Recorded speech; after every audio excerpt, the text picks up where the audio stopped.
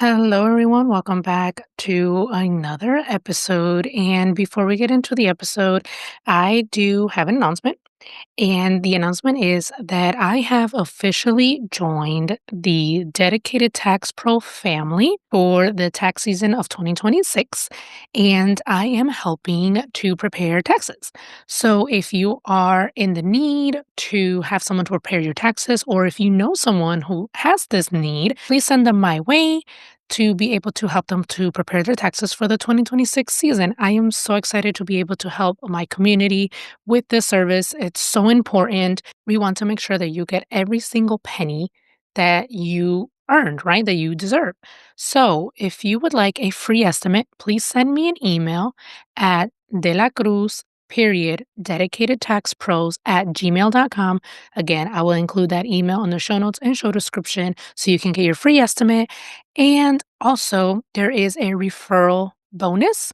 So if you refer a client to me, the firm will send you $50. So that's right. You can even earn $50 per client that you refer to the firm. Again, that is Dedicated Tax Pro. I am so excited to be able to serve you guys with this new service. And if you have any questions, please let me know.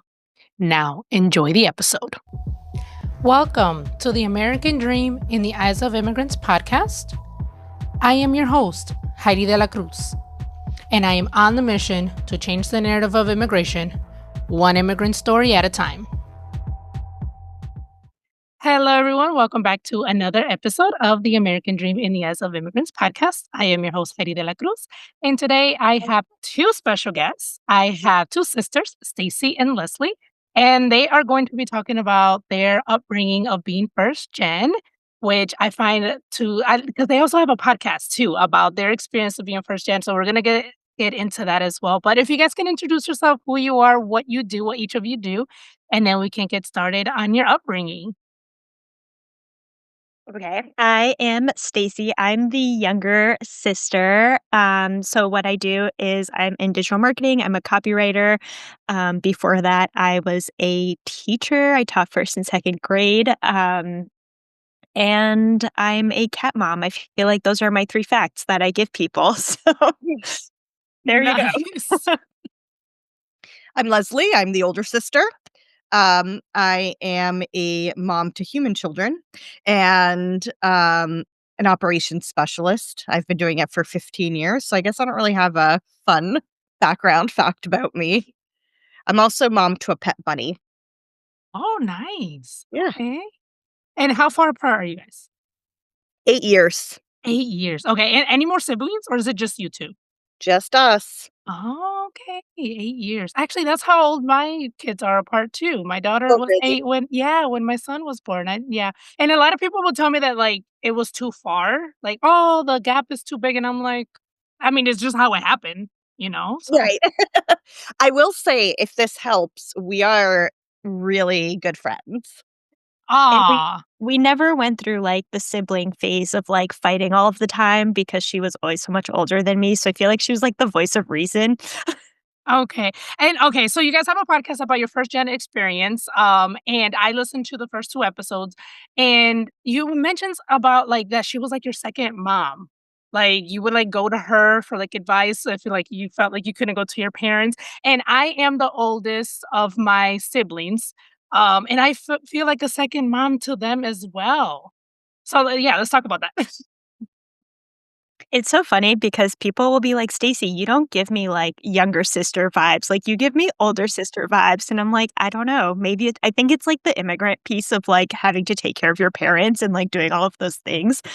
But, Having to be responsible at a young age. yeah. Yes. Do you wanna go first? What was it like being my, non-judgmental Aw. I was mom? I feel like I was gentle parenting before we called it gentle parenting. There you go. I always because it's hard growing up in a biculturally like we did. It's hard growing up in one culture outside while you're living something completely separately at home. Yeah.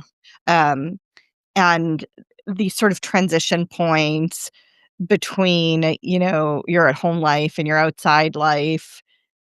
are not nuanced with the generation that comes over, I think. They're just sort of like, "No, this is the way I did it. This is the way you're gonna do it." Um, Yeah.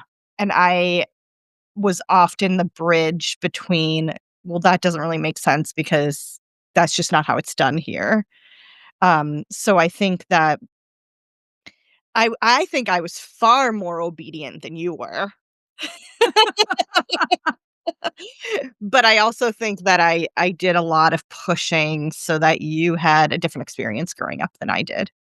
Yeah, you paved the way for sure. I think there was a lot of things where you were the guinea pig, and I think that it relieved, like, mom and dad's anxiety about, like, doing something different, and so, like, by the time I came around 8 years later, um, a lot of the things were more accepted, like going to college, because there was also people in the in-between time that were doing the same things, and they were adapting to American culture too. Or dating. I think that we haven't talked about this in our podcast, but dating's a really good example. I think your high school dating life was very different than mine. It was just non-existent dating life in high Mm, school. yeah. Like, the things that, like, my siblings get away with now, I'm just like, "Y'all would never let me do that," or whatever. So, I be getting jealous sometimes. I'm like, "Who are you?" Like, I be looking at my parents like, "Who are you?" Like, "Y'all are not the same No one's gonna parents." say anything about this behavior. Like, I have to step in and be like, "Y'all gonna let them talk to you like that? Like, y'all gonna let them do that? Like, what is going on?" Like, they are not the same parents that I had growing up. Like, no. It's funny because I feel that way about the grandkids where I'm like, "Where were these parents 30 years ago?" Oh, the grandparents thing is a whole different I story. do. I posted this recently on my threads that I was like, number of times my dad said, "I love you" to me was like 5 times, but they were all forced.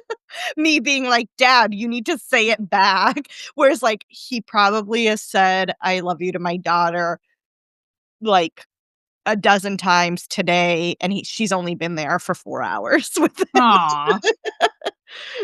Oh, man. And he's all like they're all hugs and kisses, which is we are not a touchy-feely family, so I have no idea where that came from. And I forgot to ask first, like, "Where's your family from?" Like, we just got right into it. Where's your family from? We're from the Azores, which are small islands in the middle of the Atlantic, and they're, part of Portugal. Portugal. Okay, cool. And what is the native language? Portuguese. Portuguese? Okay. I didn't wanna assume, but okay.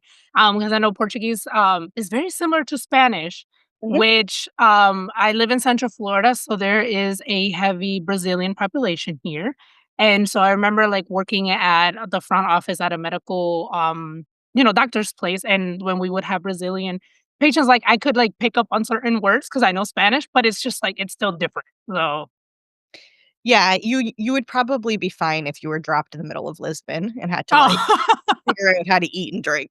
You'd nice. be fine.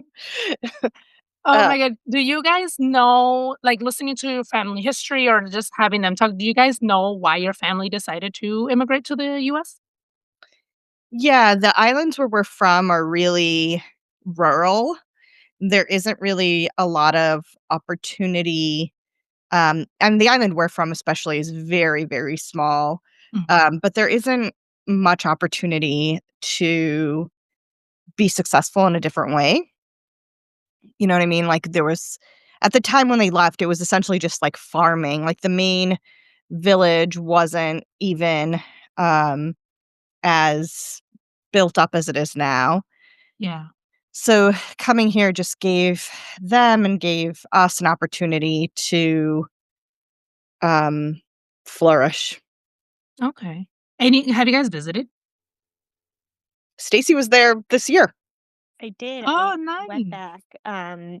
It's weird, because a lot of people are buying homes there from that are not from there, because it's really beautiful, um, and because housing is getting so expensive all over the world that people are kind of like, "Oh, okay, like, these islands have pretty cheap housing," and that's been a problem. That was, like, a problem that they were talking about when I was there was that, like, "Okay, we're getting priced out because, like, The people from outsiders. Europe are coming and buying Wow. homes here. And so it's like their vacation homes, but then the people who actually live there, they're like, "Wait, I need a house. I have So no." that's happening in the Dominican Republic as well. So they're trying to get a lot of Dominicans from the States to invest back technically, back home because there's a lot of people outside of the US or, Dominican Republic doing the same thing. Wow. Yeah, and in some ways it's really great because a lot of people do leave the islands. There isn't a ton of opportunity when you're coming from a small island. Um, so I get that, but then it's like you are creating this cycle where it's like, well, people need to leave because because everything's expensive and there isn't enough opportunity to make money to be able to afford to live there, and then the Yeah. natives are leaving, and then you have to sell houses to foreigners, and it's really just perpetuating the cycle. And the islands right now are leaning heavily into tourism, which Mm, is brand new for probably the last, I don't know, decade and a half. That wasn't something we were seeing before. Yeah. wow. That was something I noticed when I was there is, like, the hiking trails. There's, like, hiking I mean, there was always trails, right? That's how people walked around. But now they're, like, really clearly marked, and there's, like, that whole side. There's even a business that, you can do, like, a hike around the island, and it takes 5 days, and they transport all your stuff and bring you food every day, and Wow. I'm like, "That sounds so fun." But, yeah, it's nice that they're, like, leaning into that. The other, like, major job over there is, um, the airline. That's, Mm. like, the huge everybody works for either the airline or the airport, and most people also have cows on the side. I think one of the most uh, one of the craziest things that you said to me was that there's a takeout place. I was like, "What do you mean there's a takeout place?" I don't know why that was the most surprising thing about your trip this year, was this takeout place that you told me about. There's nothing special about it. It's just a takeout place. Oh And my I was like, goodness. "What? Look at us." Moving Place. on up. Right, it was just I don't know why that shocked me as much as it did. It I just mean, felt well, if it's a rural area, then it's like takeout. What? So I can see that. Tell us about both of you, whoever wants to go first, like your first time visiting back in the island, and any cultural shocks that you guys may experience. we've been going back most of the summers in our childhood, so I actually don't even remember the first time back because I was probably, like, 2. Um, and I don't have any culture shocks going there because it was just sort of like a normal thing. Um, I think the culture shock was actually here, and we talk about in one of our episodes, we talk about, schooling because I didn't learn English until I went to till I started kindergarten here, and, but I was part of this, dual immersion program, so, or this ESL program, so I was learning English, so I was surrounded by Portuguese people, and then in, 6th grade, I moved to a new school, and I was just with like, a lot of American kids, and I just was so shocked at the relationship between the parents and the kids, and it was a little bit of that, like, "Wow, your parents are really gonna let you talk to them like that?"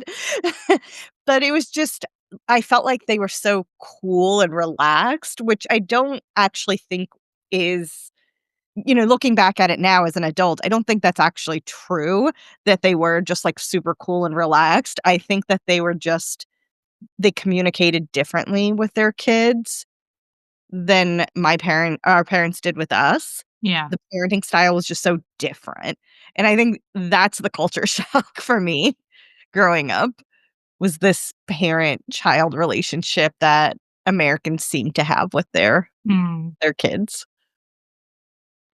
It's funny, with that question, it's not that I have, like, a specific culture shock moment, but what really stands out to me is, um, when we would go there as kids, a lot of the roads were still unpaved, like, it was very dark. Um, Not a lot of street lights, like, people are people are moving their cows on the road, and they do it during daylight hours. So your So I traffic light. always remember flying back into Boston, and, when you're on vacation for 3 weeks as, like, a seven-year-old, it feels like forever. It feels like you live there, and now you're coming back home, and I always remember that drive from the airport back to our house and being like, "There are so many lights here." Like, it is amazing. That is hilarious. Oh my gosh, there's lights. I remember going to my dad took me to this place in the Dominican Republic. It's called La Vega. And same thing. It was like this country, very rural, and I had never experienced pitch black in my life Mm. until then. I was like, I remember putting my hand in front of my face and I was like, "Where is my hand? Like, where are we?" It was crazy. So, like, that's what I'm imagining as you said, like, there's no, like, street lights, it's dark because it was just like I had never experienced anything like that ever. There's Ri streetlights now, but that was, like, another thing so another thing that we would do is our grandmother's house was across from this co-op where they made cookies, and, obviously, we know the people who work there. 2 of our cousins work there, and we would go and, like, help them make cookies, and they'd do it overnight, and I have this memory of we walk outside and the light comes on and you just see, like, a sea of cockroaches, like, scatter, and I'm like, "Oh my god." I have the same exact memory because it's like island living. You're going to have Yeah. roaches and bugs, and I do remember that, like, Hi, Heidi here. Thank you so much for listening and supporting my podcast, but most importantly, the mission. If you would like to further support this podcast, there are a few ways you can do that. You can sign up for the newsletter. You'll receive the episodes straight to your inbox every time they drop. The link is in the show notes and the show description. You can subscribe to the podcast YouTube channel. And lastly, you can donate money. That link is also in the show notes and show description. If you would like to sponsor an episode or promote your business on this show, send me an email at Heidi@HeidiDelacruz.com. Thank you and enjoy the rest of the episode. I remember just being like, "I'm gonna stay in the co-op until the sunrise. I'm not leaving." But, Yeah. I think that someone might have gotten us flashlights so we could make it across the street. I remember exactly the day you're talking about. I'm pretty sure I was carried home. It could be because I was young, so you must have been an age in which you could have been carried. Core memory. That's how Yeah. scary Core cockroaches memory. are. Yeah. But speaking of Definitely. the streetlights, we went there, when we went there as a family, when did we go? 2018, 2019. It was right before COVID. Um, we were we landed at night and, we were coming someone was driving us from not someone, Stacy's husband was driving us from the airport to where we were gonna stay, and we're, like, driving up these, like, mountains or volcano roads, and just, like, out of nowhere, the headlights move onto, like, a guy just riding his horse down the road, and it scared the hell out of our husbands because they were like, "There's just, like, a random guy just riding his horse in the dark." No, Yeah. where to go. Oh Don't know my what god. Oh, that is great. And then like, I'm just trying to picture that in my mind, like the rose, like on a volcano. Oh my they're gosh. they're, like, 1.5 car widths wide, Mm. and it is sheer cliff all the way down. Oh man. Although they did put up guardrails Okay. in the recent, like, past. When we were growing up, there were no guardrails. Oh my goodness. So Just picturing all this. Oh my god. But it's like, moving on forward and they're getting, things situated.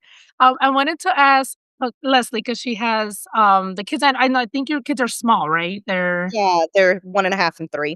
Yeah, so I wanted to ask, like, as you are parenting, like, what are cultural traditions that you're thinking about keeping, and then which ones are you kind of like, no.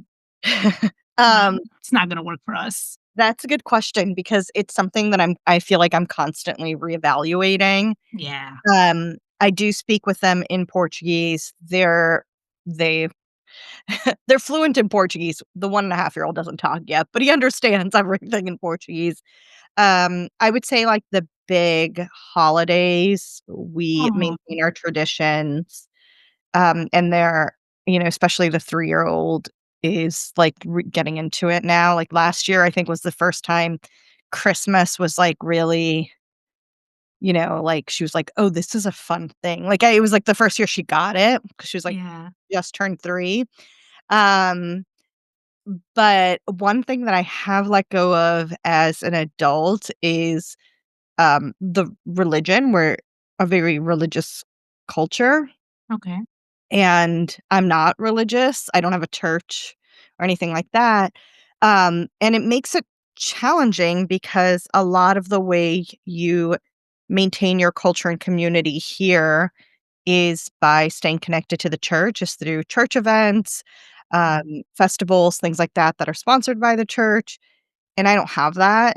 So in that way, it's really difficult to stay culturally connected. Mm, So I do have a little bit of like, oh, are my kids missing out? But it's yeah. also like I'm not religious, so it would feel, I don't know, just very disingenuous Yeah. to participate in the culture in that way. So our ways are holidays, food. Food's a big one. They like still eat like kanja, which is a soup my mom makes all the time. It's probably my daughter's favorite soup. Aw. Um, a lot of like the desserts my mom makes.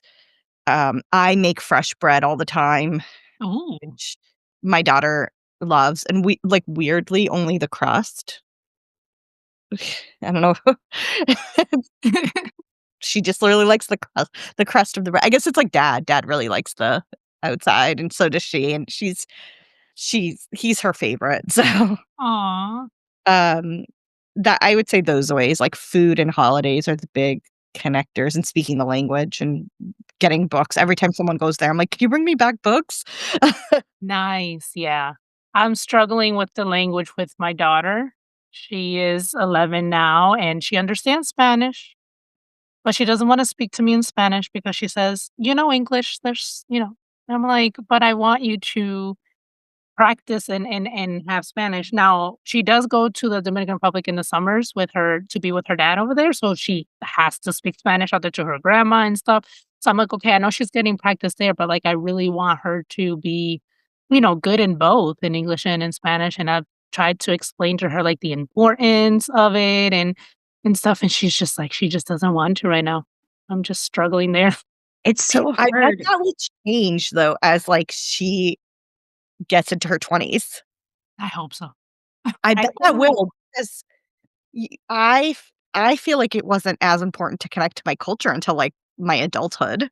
Like, as a kid, it was easy because I was, like, living in it, and then teenage years, I just wanted to be American.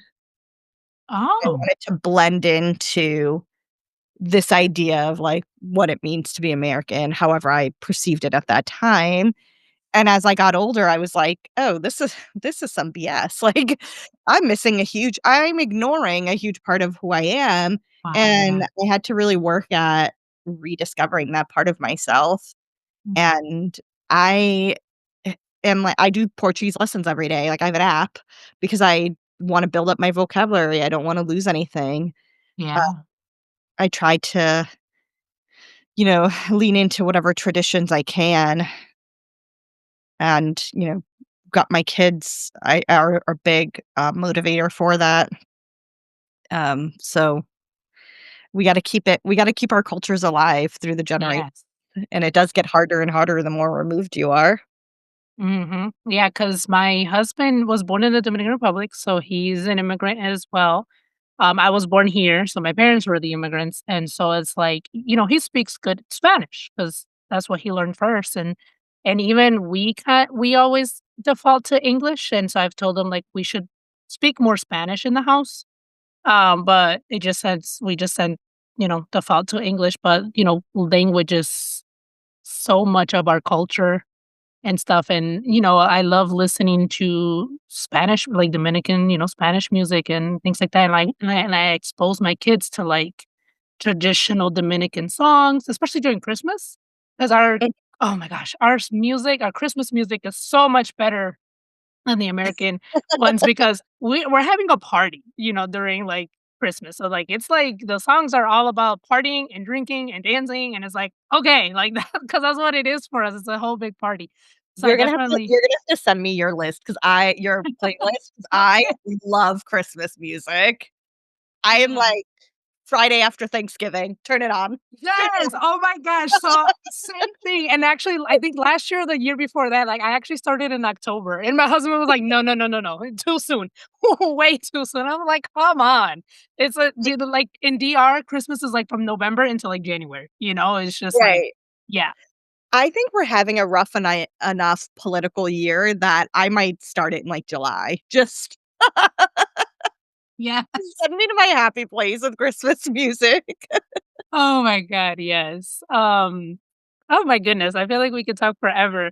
Um So I asked you about the traditional culture traditions. I know Stacey doesn't have any kids, but like, have you thought about that at all, or are you just like, nah? Are you gonna be a child free person? Because no judgment here. TBD. Uh, Okay, Stacey probably is like, "Yeah, we should have kids," and then I'm like, "Here, hang out with mine for a day. I'm gonna and go," then you'll know. and then you're like, "Ugh." Yeah. Literally, That makes us I took my niece last week or 2 weeks ago for, like, I don't know, 8 hours, and then I was like, "This is so nice," but, like, wow, we did a lot in those Mm. 8 hours. I was like, "How do I keep you entertained this whole time?" Stop. Yeah. Oh, that is Um, so true. I think, like, in terms of, like, I think food is really important, like you were saying.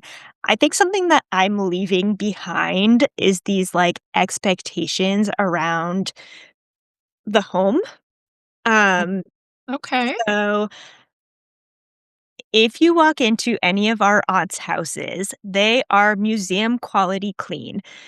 The homes of Portuguese people are not built for function. They are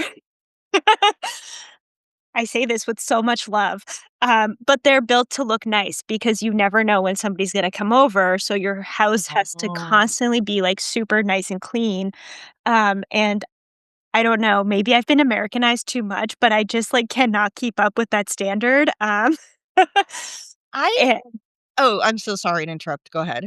well, it's one of those things I know Leslie and I have had this conversation where, like, Saturdays are for cleaning. Like, my mom wakes up on Saturday morning, she cleans the whole house, that's Yep. tradition, that is the most important priority, and, um, I've really had to unlearn a lot of that and, like, yes, cleaning the house is important, but so is rest, and so is spending time with your family, and so is all of these other things that, like, can still happen if I have a pile of laundry that needs to be done, and so I think that's one that I've really had to let go of and, like, Mm. relearn, like, what's gonna actually work for me as a person and not, like, me, this old Portuguese lady.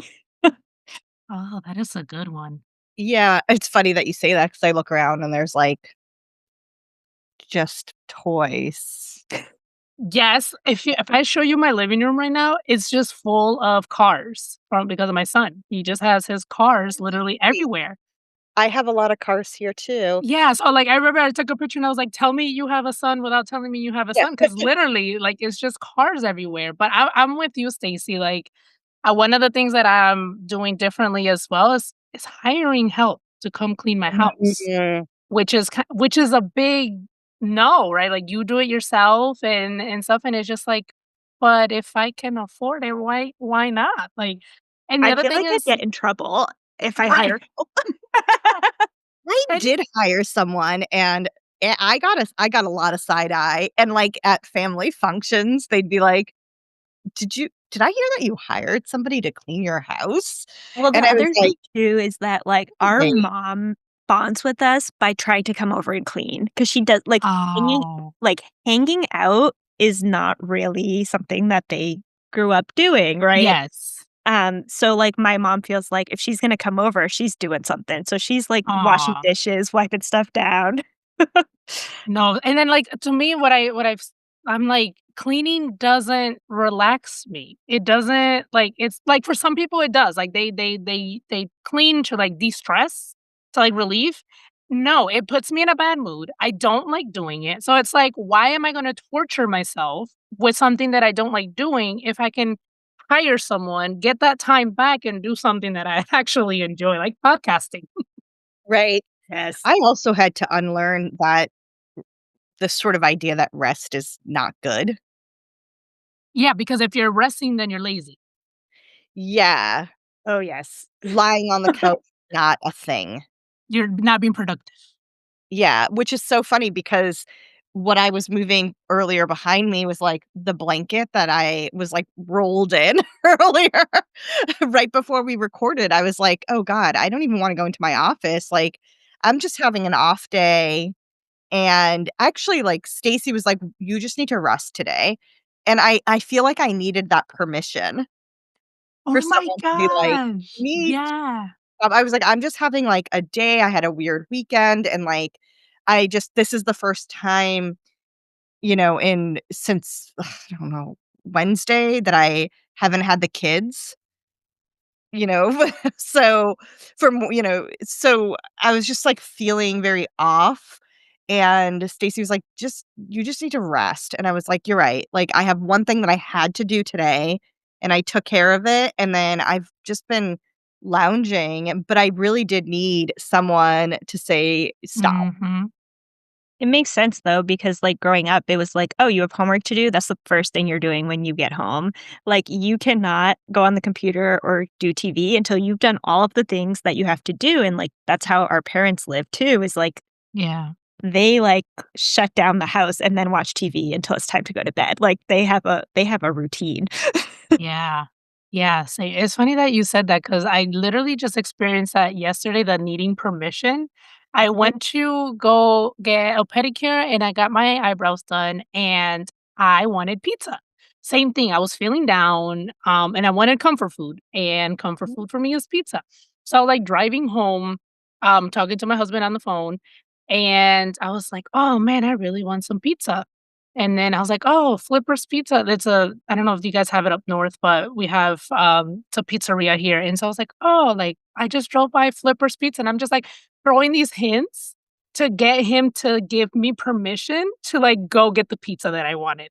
And so I'm just like, "I'm waiting for you to, like, tell me that I can go get pizza." He's like, "But if you want pizza, go get the pizza." Yeah, he's like, "What do you need me Yeah, telling 'cause you?" he's like, "Why do you need me to give," and then it was just like that, like, inside, like, I just needed, like, that permission to, like, go get my comfort food. Like, it's the weirdest thing.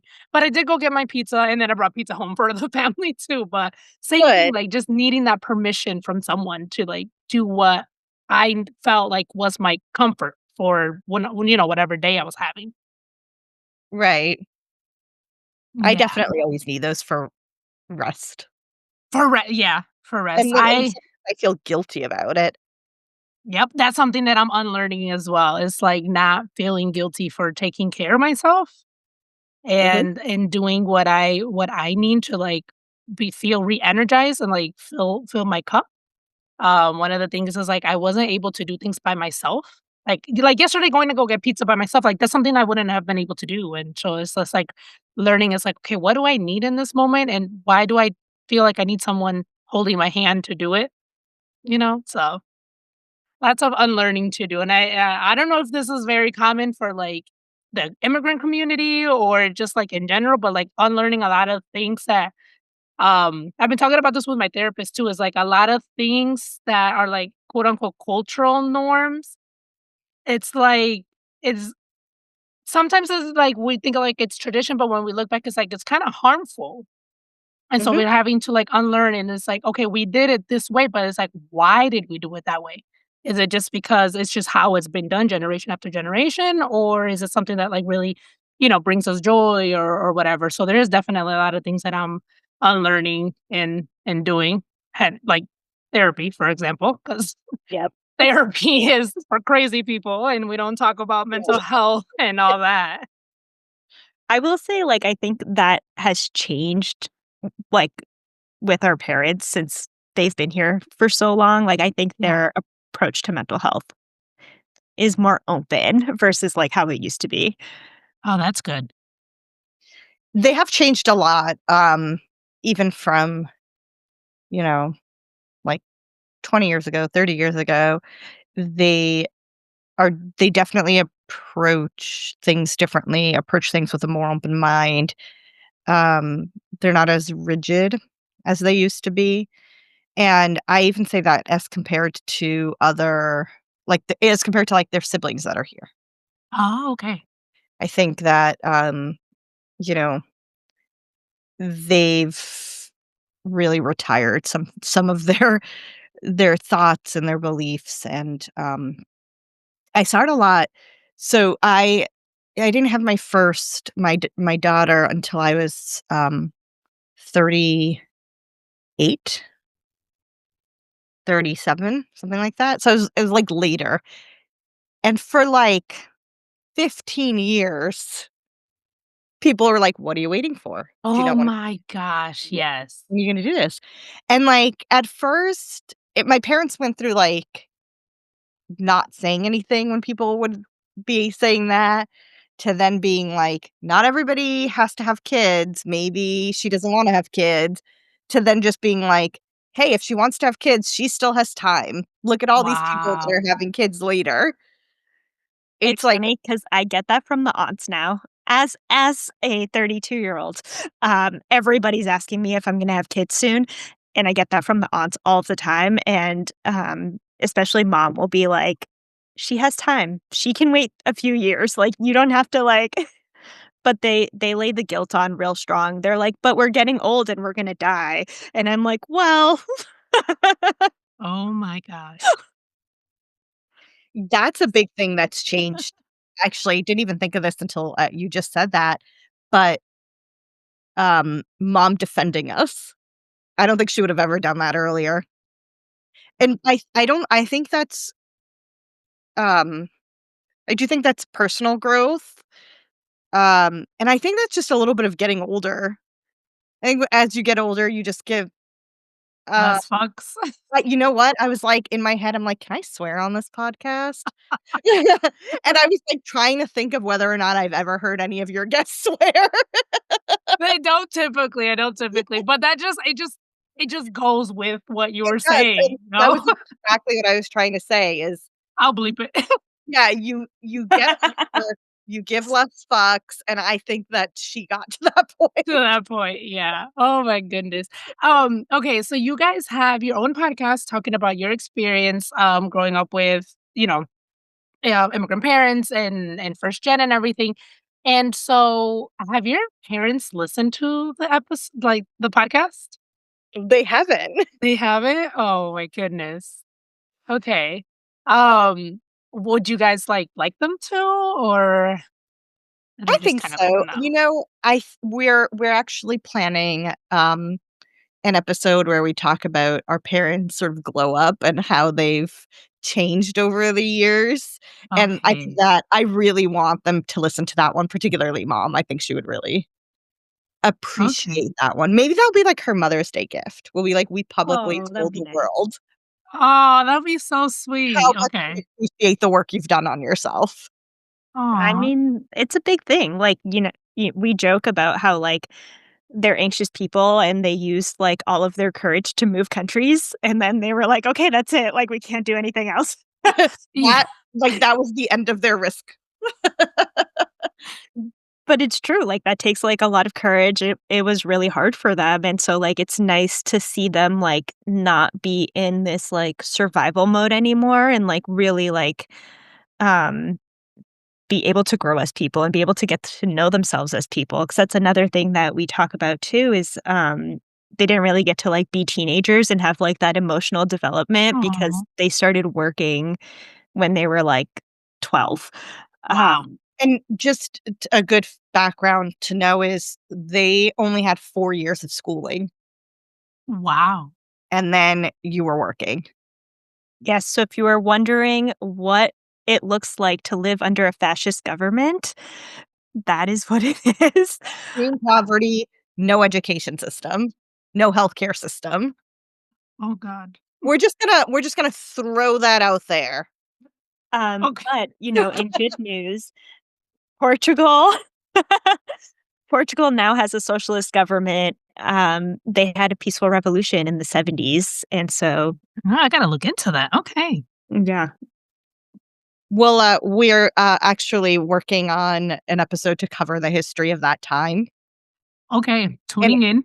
yeah, and it's not it's funny because it will be interesting one because it's going to not be about us, like, the experience of immigration or the Hmm. experience of living biculturally, but we really wanted to just talk about the history of it. So we're, like, looking for a professor, and we're kind of learning as much as we Nice. could because I do think that will be interesting, and that is a lot of the reason that a mass immigration had to happen Yeah. for Azoreans, just because the poverty was so extreme. So given the opportunity to leave, um, you know, when it presented itself, a lot of us took it.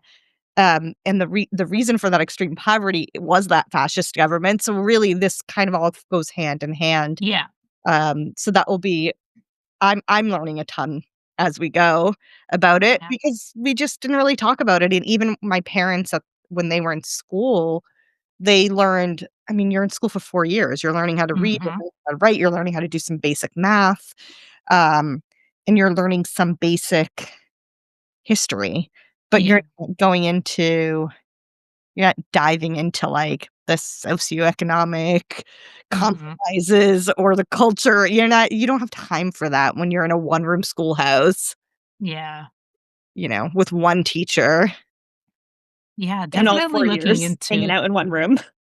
Yeah, definitely. I'm definitely looking forward to that episode and doing research myself. I'm so fascinated with history, and I guess that's why this podcast doing this podcast really fascinates me because I am learning history from depending on, which country people come from and why they come. So like I if they're comfortable sharing, of course, I ask them like the reason why they made it here and things like that because it can be traumatic experiences, so if they don't want to share, perfectly fine. But yeah, learning a lot of history and yeah, definitely a lot of history that we don't learn here in the US. So definitely looking forward to that episode. So tell us, okay, we haven't even mentioned the name of your podcast yet. So tell us the name of your podcast, where people can listen to, and I also want to know a little bit of like where this idea came from to start a podcast together. How's all you, Stacy? So our podcast is called Unapologetically First Gen, and if we're being very honest, it the idea probably started like 20 years ago when me and Leslie were like, we need to create a telenovela for our family because it's so wild. Love There's so that. much going on. So that was the seed that sprouted recently. No, I actually have another podcast called Cozypreneur, and it's very business related. And I had Leslie come on as a guest to kind of talk about like me from a personal perspective. Um, and we were like, wow, that was so fun. Let's just start a podcast. And literally like 3 weeks later, we're like, we're doing it. First episode's going out. So it was um I think it was like the spark that just needed, I don't know, the what's the The right fuse that metaphor? needed to be lit. The fuse that What? need It was the fuse that needed to be lit. It was the fuse that needed to be lit, and now you can't shut us up because we have a lot to say about being first gen. Yeah, Okay. and the thing about the podcast is none of the conversations are really new. We essentially are having conversations that we've had at the kitchen table, but, like, now with mics in front of us. So it's very sisterly conversation, like. Yeah. And it's been really cool because, if you listen, you'll hear that we have 43 cousins, and they've all been listening and, like, giving us a lot of feedback about, like, how relatable it is, and it's cool Yeah. to, like, have our story be represented and be shared because other people are finding a lot of value in that, and that was, like, um, going back Heidi, to like what you were saying about like your daughter not wanting to speak Spanish. Like that was a big reason why I didn't want to speak Portuguese, right? Was like Mm, my story wasn't being represented. The stories I was hearing about being an immigrant was like around like you don't want to be an immigrant. It's shameful, like, yeah. very negative narratives. And so I think this feels really good because I get to like own my story and like be really proud of it.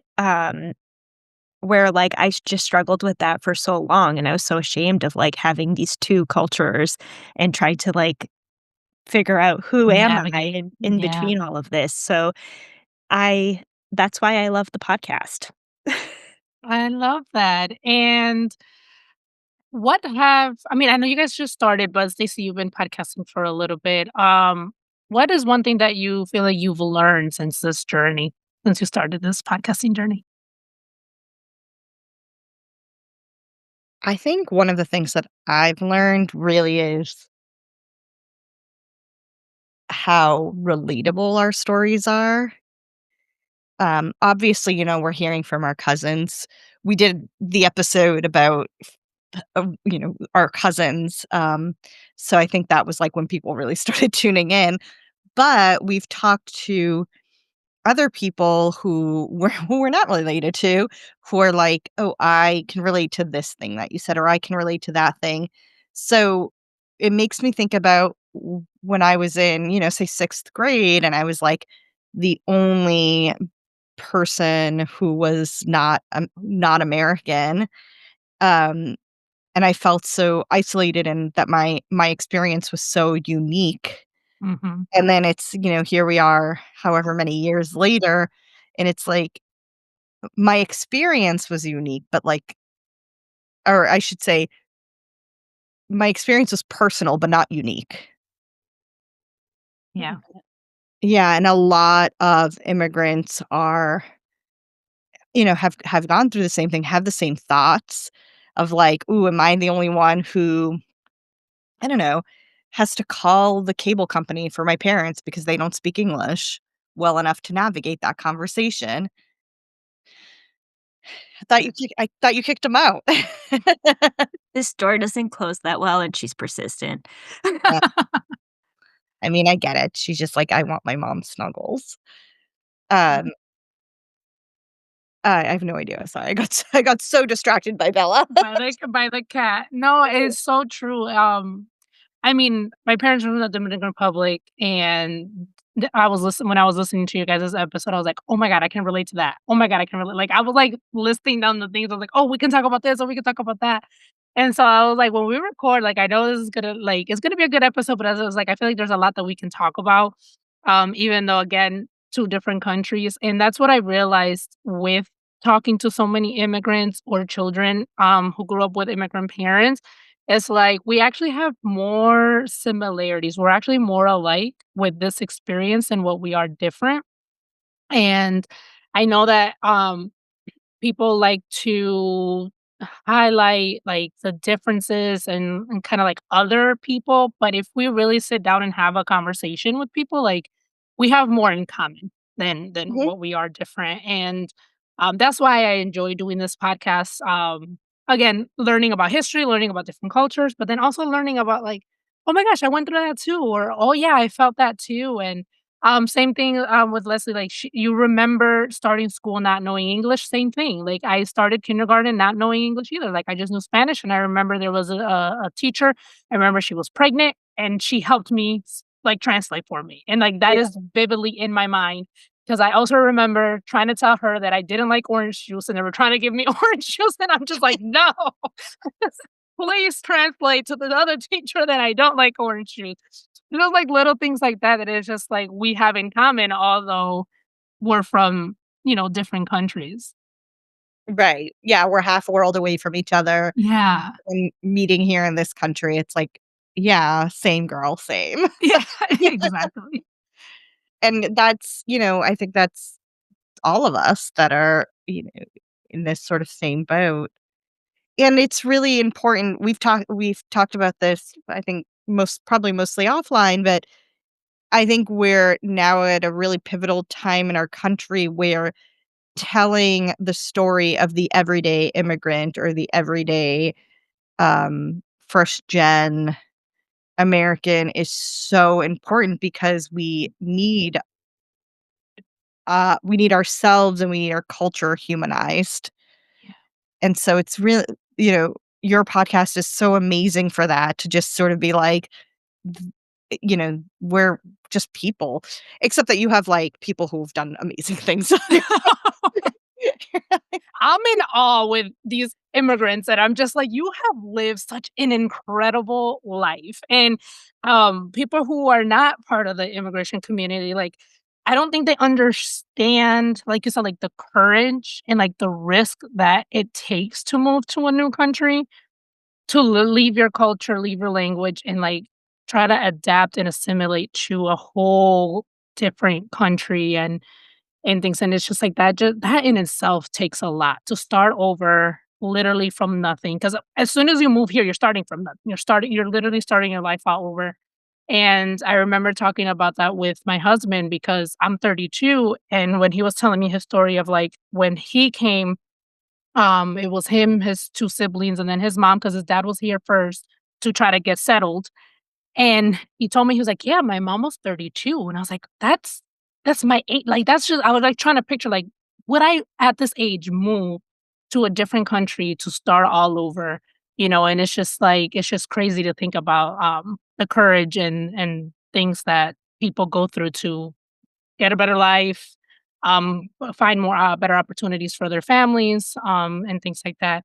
But Stacey, one thing that you've learned in your podcasting journey? I think I've just learned more about my family, because Mm. we've just been having more conversations about family history and, like, I've been talking more to different family members and asking my mom more questions, so it's cool to, like, learn more about myself in this whole process.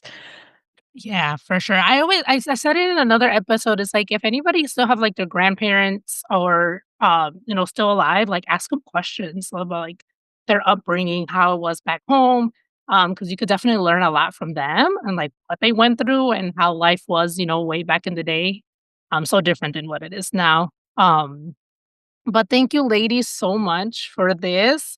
I will definitely continue listening to your guys' podcast. This has been very entertaining, and definitely looking forward to listening about the history. And I end the episodes asking, "What does the American dream mean to you?" Although lately, I know that that's been a really heavy question to ask, but believe I still believe in the American dream because I think it's very, very personal to each person, so that's why I like to ask it. So whoever wants to go first, to share what the American dream means to you. I can go first. I could see that look was for me. Um, I think the American dream is being able to live the life that is meaningful and true to you as a personal thing, like, however you define it. And that's something that's been really important in this country, and it's something that I'm hoping we desperately hold on to. Oh, I Yeah. like that. That's a good Mm. answer. I Yeah. think I think the idea of the American dream for me has shifted over time. Like, I think that before, like, as a kid, the American dream is to, like, go to college, buy a house, have a car. Um, and Yeah. now I think it's more about, like, do we have a community? Do people feel safe in the community? Are people able to kind of live their lives in the way they want, without being afraid of going outside and doing the things that they wanna do? I would say that's my new American dream. I love that. I love that, and the fact that you said that, the American dream seemed to be one way a few years ago, but it has shifted. That's actually a common answer. So it's like I feel like the American dream was painted to us one way, but then like as we've gotten older, we realize like that's not my American dream. That's just what they wanted to say that it is. But I feel like it's very, very personal. And yeah, it's very personal and unique to each person. But it seems like it's a very common answer to say like, "Oh, my American," like, you thought one way that of the American dream, but now as you gotten older, it's just changed and, wanna live it seems like people wanna live life in their own terms now, not what society says that you should live your life, or like, just being true to yourself, and things like that. So thank you so much for this. I had a blast. I will include the link to your podcast in the show notes and show descriptions. Do you guys have any last words to leave with the audience? I don't think so. Maybe something like, "Be unapologetically you." I Love that. That's good because I was gonna say, like, live your authentic self. Beautiful. Love that. Thank you so much, ladies. Thank you for listening to Mommy Podcast.